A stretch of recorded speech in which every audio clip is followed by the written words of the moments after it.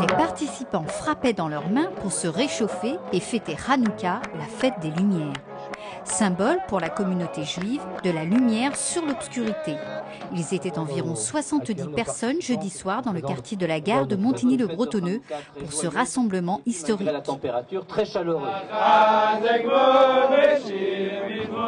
La fête des Lumières est née dans l'Antiquité sous Alexandre le Grand. Jérusalem est alors occupée et se voit imposer la culture grecque. Après avoir résisté, la communauté juive souhaite rallumer le chandelier à 7 branches, symbole de la lumière divine dans ce monde. C'est important pour moi d'être ici parce que c'est une fête qui est quand même très importante dans la communauté juive. C'est la fête des Lumières. Donc voilà, c'est aussi pour le rassemblement. On se retrouve tous un petit peu ici parce que avec les vies privées de chacun et les horaires de chacun, c'est pas forcément facile de se voir. La lumière l'emporte toujours. L'oppression, l'intolérance ne peut pas vaincre. C'est au contraire cette volonté de rester soi-même, dans la fraternité, dans l'harmonie avec les autres qui l'emporte. Et c'est justement ce que veulent dire ces flammes et ces lumières qu'on allume la nuit.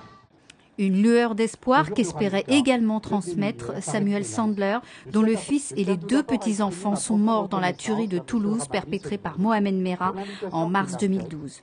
Dans la pensée juive, l'inestimable valeur de la vie, c'est pour donner. Aussi, face à la déclaration si souvent reprise d'un célèbre philosophe français « L'enfer, c'est les autres », la pensée juive nous enseigne l'inverse, à savoir, c'est le fait d'être privé de tout moyen de prodiguer quoi que ce soit aux autres qui s'assimile au pire des supplices. Des mots issus du livre de son fils Jonathan, pour plus de lumière.